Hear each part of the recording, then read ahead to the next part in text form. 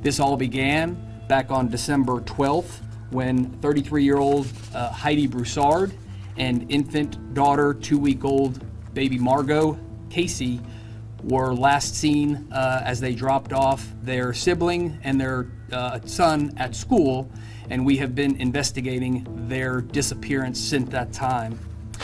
This case is unique in that we don't have a person of interest right now. We're exploring every avenue that we have and every possibility, and to be perfectly honest, anything is possible at this point. Heidi Broussard, uma mulher de 33 anos e sua bebê recém-nascida Margot, de apenas 2 semanas, desapareceram no dia 12 de dezembro de 2019. Heidi foi vista pela última vez nas imagens de câmeras de segurança deixando seu filho de 6 anos Silas na escola. Aparentemente, no caminho de volta para casa, Heidi ligou para o seu namorado para dizer que estava tudo bem, mas depois disso, ela e sua filhinha Margot não voltaram mais para casa. Eu sou o Rafael e este é o canal Conspirando os Fatos e hoje trago para você este caso que infelizmente trouxe um desfecho surpreendentemente devastador para esta mãe que era considerada por todos como uma pessoa extraordinária. Rapidinho antes do vídeo começar, já vou te pedindo para que se estiver gostando do conteúdo do canal e quiser ajudar, é muito fácil.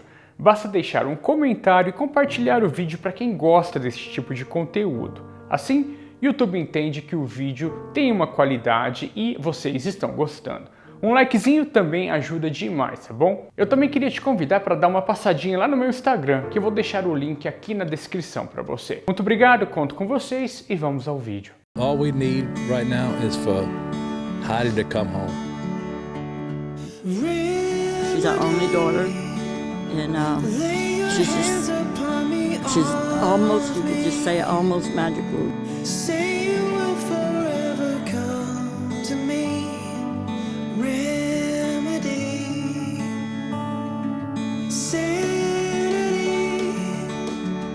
lay your spark upon me, And we want him home. of me. So anybody Say you will who has her, please let him go.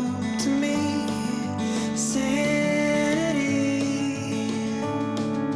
carry on, let us run together out of all, let us stand Heidi Broussard, de 33 anos, vivia na cidade de Austin, no estado do Texas, junto com seu namorado Shane. Apesar de não serem casados, os dois tinham 2 filhos juntos, o Silas, de 6 anos, e a recém-nascida Margot, de apenas 2 semanas. Shane tinha uma filha de 12 anos, fruto de um relacionamento anterior e que também morava com eles. Heidi tratava esta menina como se fosse sua própria filha. Heidi e Shane estavam juntos já fazia mais de 10 anos, e eles se conheceram quando trabalhavam juntos em um cassino no estado de Louisiana. Eles moravam juntos lá em Louisiana, onde tiveram o primeiro filho, Silas. Mas a família toda de Shane morava no Texas, na cidade de Austin. Quando o pai dele adoeceu, ele resolveu que queria se mudar para Austin para poder ficar perto dele. A Heidi era super compreensível e concordou com isso, e a mudança ocorreu sem algum problema. Afinal, Heidi era considerada uma pessoa muito sensata e madura e entendia que Shane precisava ficar perto de seu pai. A família não demorou muito para se adaptar com a nova vida lá no Texas. Alguns meses depois de chegarem lá, a Heidi engravidou de novo e deu à luz a sua filhinha Margot, o que a deixou radiante, muito feliz. Ela demonstrava estar no melhor momento de sua vida e tudo o que ela desejava estava acontecendo. Esta alegria dela contagiava a todos na família e também no ciclo de amizades dela. Megan, que era considerada a melhor amiga de Heidi, até dirigiu de Houston para Austin, que é quase 3 horas, para acompanhar todo o procedimento do parto. Enfim, entre tantas coisas boas acontecendo na vida de Heidi, mal imaginava ela que um plano maligno estava prestes a ser executado,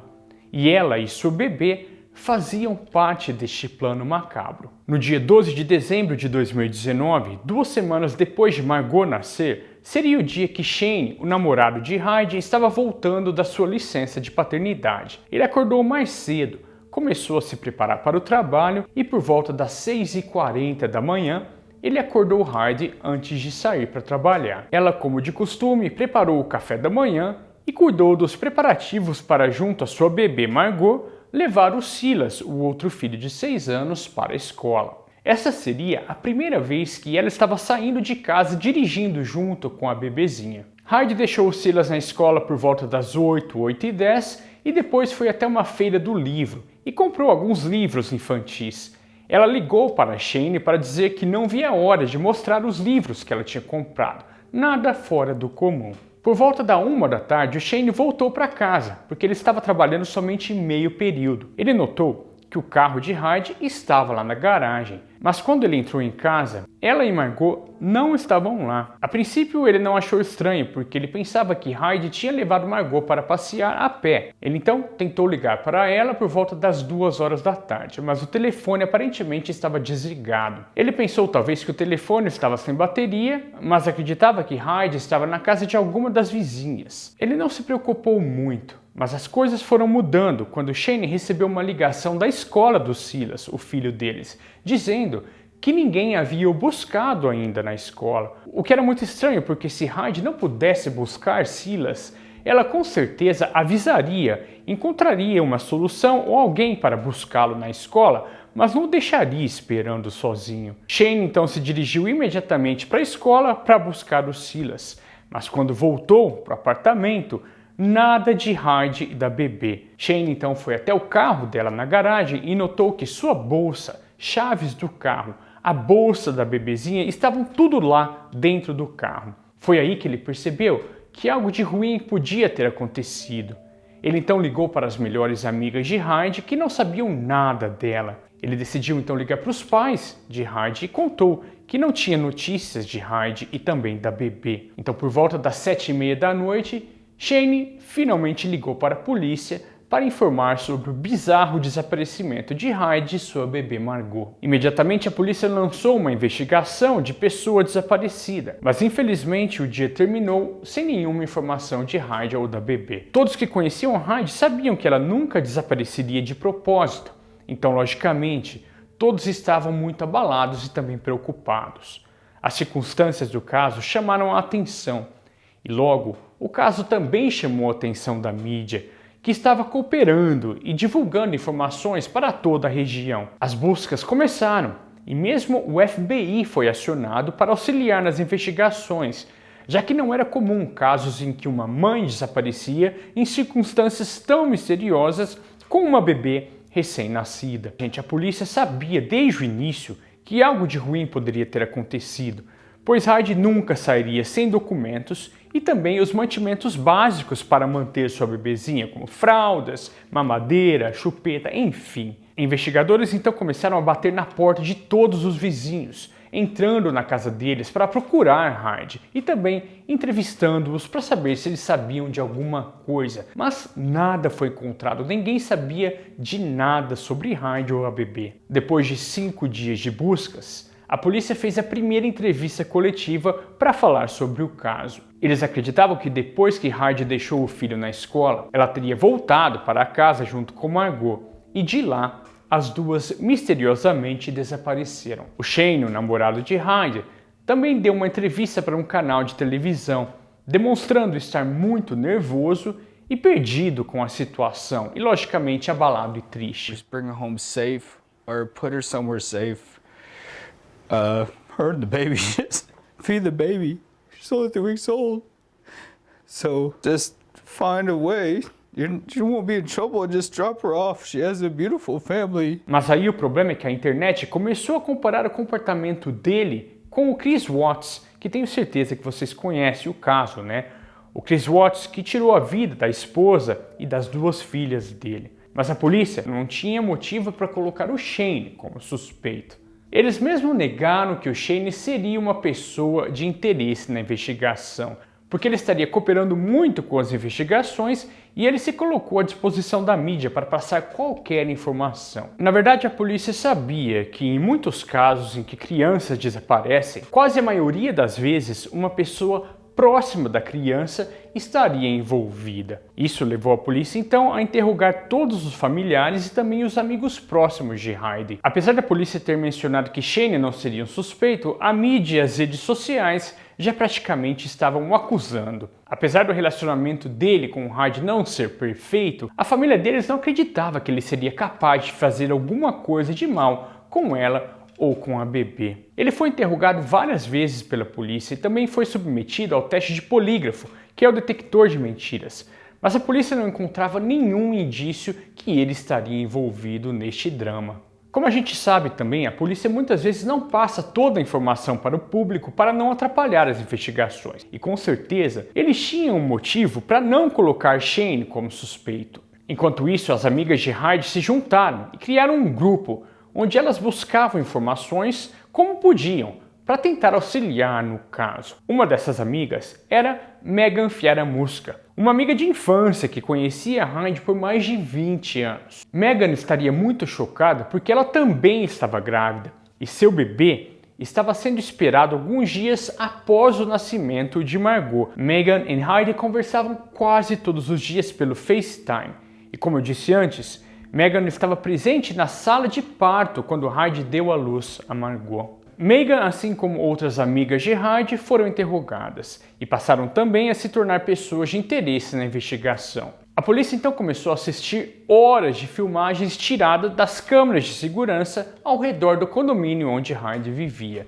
e também interrogaram centenas de vizinhos. Uma dessas imagens mostrava um carro que estava indo na direção do apartamento de Hyde por volta das 9 da manhã no dia que ela desapareceu. Um vizinho também teria dito à polícia que também testemunhou uma mulher que estava com um bebê bem pequeno no colo, andando em direção ao carro, como que foi visto nas filmagens. Esta mulher seria Hyde, e ela estava entrando neste carro que estava sendo dirigido por outra mulher. Esta mulher, quando viu Hyde, ela teria descido do carro, elas se cumprimentaram, abraçaram, beijaram e depois entraram no carro e foram embora. A polícia tinha quase certeza que esta mulher que estava dirigindo o carro seria a responsável pelo desaparecimento das duas. Eles então tentaram descobrir de quem era o carro e eles conseguiram uma pista. As informações não foram passadas ao público, mas no dia 19 de dezembro, exatamente uma semana após o desaparecimento de Hyde e a bebê, canais de televisão começaram a transmitir ao vivo uma grande blitz policial em uma casa em Houston, que fica a 266 quilômetros de Austin, a cidade de onde Hyde desapareceu. E logo em seguida veio a notícia que o FBI e a polícia de Austin estavam envolvidos nessa blitz e que o caso estava relacionado com o desaparecimento de Hyde e da bebê. O carro que eles estavam procurando foi encontrado em uma dessas casas. E sabe quem morava nessa casa? Megan, a melhor amiga de Hyde. A casa pertencia a Christopher Green, que era um ex-namorado de Megan. Ela estaria morando nessa casa havia 2 anos, mas estava devendo mais de 1 ano de aluguel para o Christopher. Apesar de eles serem ex-namorados, ela estava morando de aluguel, pagando aluguel para ele. Enfim, a polícia invadiu a casa e encontrou Megan com uma bebê. E como eu disse antes, ela estava grávida e ela disse para a polícia que essa seria sua filha recém-nascido, que teria nascido no dia 12 de dezembro, exatamente no dia em que Hyde desapareceu. A polícia interrogou Megan sobre o bebê, mas ela estava muito confusa e não soube mesmo responder o local que ela nasceu. Ela disse que seria uma maternidade privada, como se fosse uma casa de parteira, mas não sabia o nome e o endereço deste local. Como eu disse antes, a bebê teria nascido no dia 12 de dezembro, mas quando os registros do celular de Megan foram checados pela polícia, eles mostravam que Megan estava lá, perto da casa de Hyde, no dia do desaparecimento. Achando tudo muito estranho, as buscas foram feitas dentro da casa, mas nada foi encontrado. Mas quando eles resolveram vasculhar o carro de Megan, dentro do porta-malas, os investigadores encontraram uma grande mala de viagens e dentro desta mala, infelizmente, estava o corpo já em avançado estado de decomposição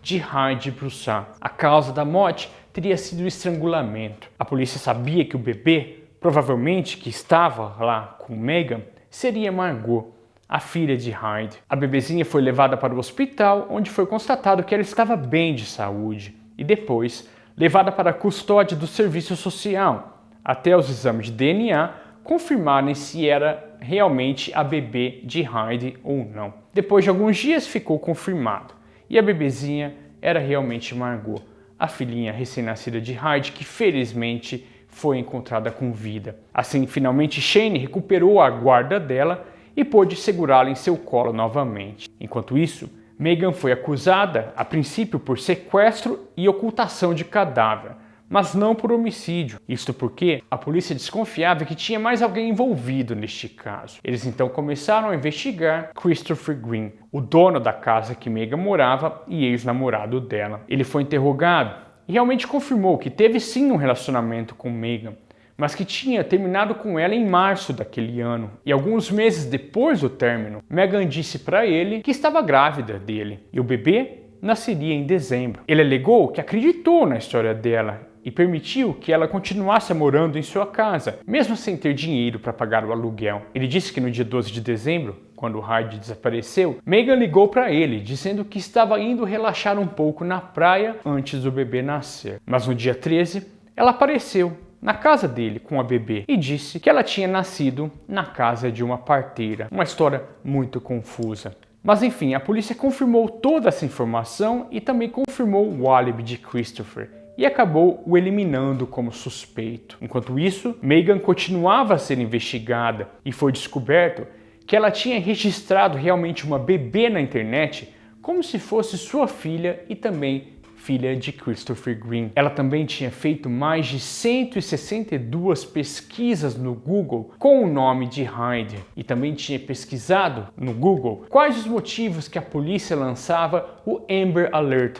que é aquele alerta emitido pela polícia americana quando crianças desaparecem. Com todas as evidências, a polícia já não tinha mais dúvida que Megan tinha tirado a vida de Hyde para roubar sua bebê Margot e depois fingir que a bebê era filha dela. 5 semanas depois de sua prisão por sequestro, ela foi oficialmente acusada por homicídio doloso de Hyde Broussard. Ela apareceu no fórum algumas vezes para as primeiras audiências, mas se negou a falar. Mas segundo informações, ela não está disposta a se declarar como culpada e provavelmente vai enfrentar um júri popular para decidir o seu destino. Todas as evidências apontam contra Megan e acredita-se que ela será condenada à prisão perpétua sem direito à liberdade condicional. Gente, este é um caso muito complexo e ainda está sendo investigado pelas autoridades, porque eles querem coletar o máximo de provas possíveis para realmente poder trancar Megan o resto da vida na cadeia. O que se sabe até agora é que ela realmente premeditou tudo meticulosamente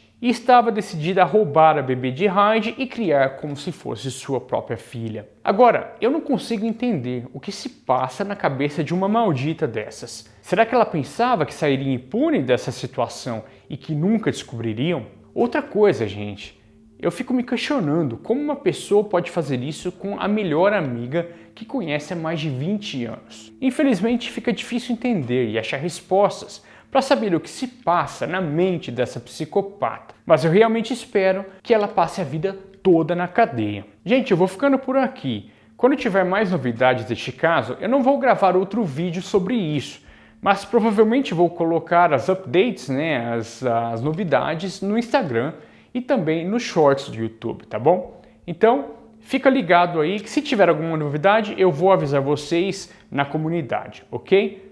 Muito obrigado por ter ficado até o fim, um grande abraço e te vejo nos próximos vídeos.